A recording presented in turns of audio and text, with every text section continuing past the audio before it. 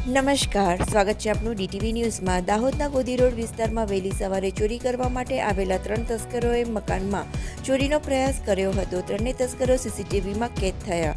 દાહોદ શહેરના ગોદી રોડ વિસ્તારમાં સાયકા એપાર્ટમેન્ટની પાછળના ભાગે આવેલી સોસાયટીમાં બાઇક ઉપર આવેલા 3 તસ્કરોએ 2 મકાનમાં ચોરી માટે પ્રયાસ કર્યો હતો, પરંતુ મકાનમાં કોઈ જાગતું હોવાનું જણાતા ભાગી ગયા હતા। ત્યારબાદ નજીકમાં આવેલી હકીમી સોસાયટીમાં પણ દાઉદી બોરા દંપતી નમાજ માટે મસ્જિદમાં ગયા હતા। તે દરમિયાન બાઇક ઉપર 3 તસ્કરો આવીને ઘરમાં પ્રવેશ કરવાનો પ્રયાસ કર્યો હતો। તે દરમિયાન ઘરમાં રહેલી મહિલા અને બાળકોનો અવાજ બહાર આવતા જ ત્રણેય તસ્કરો ફરાર થઈ ગયા હતા। ત્રણેય તસ્કરોના સામેના ઘરના સીસીટીવીમાં કેદ થયા હતા। બનાવની જાણ દાહોદ બી ડિવિઝન પોલીસને કરાતા પોલીસ સીસીટીવીના આધારે તપાસ હાથ ધરી છે। ઉલ્લેખનીય છે કે રમઝાન માસ ચાલી રહ્યો છે, તેને પગલે બોરા તેમજ મુસ્લિમ સમાજના લોકો નમાઝ માટે મસ્જિદમાં જતા હોય છે।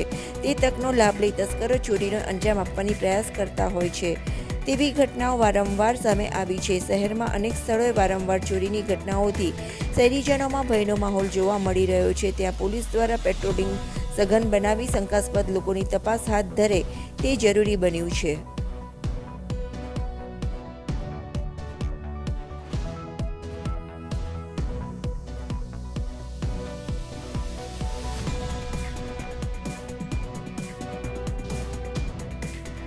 આજે જે આ ચોરીની ઘટના બનતા અટકી છે, છેલ્લા 5-6 દિવસથી જે તમામ લોકોને વિડીયોના માધ્યમથી અને સોશિયલ મીડિયા પર જાણકારી આપતા હતા કે હમણાં વોરા તેમજ મુસ્લિમ સમાજના ધાર્મિક તહેવારો ચાલુ હોવાથી મસ્જિદમાં બધા ઘર બંધ કરીને જતા હોય છે, એ સાવચેતી રાખવા માટે જાણ કરેલી હતી। એ સજગતાએ જ કદાચ આ 3 ઘરની ચોરી બચાવી છે। ઘરમાં કોઈકને કોઈક વ્યક્તિ રહેતું હતું તો એ અવાજ કરતાં ભાગી ગયા છે। આવું 3 જગ્યાએ 3 ઘરને આજે ટાર્ગેટ બનાવેલ છે।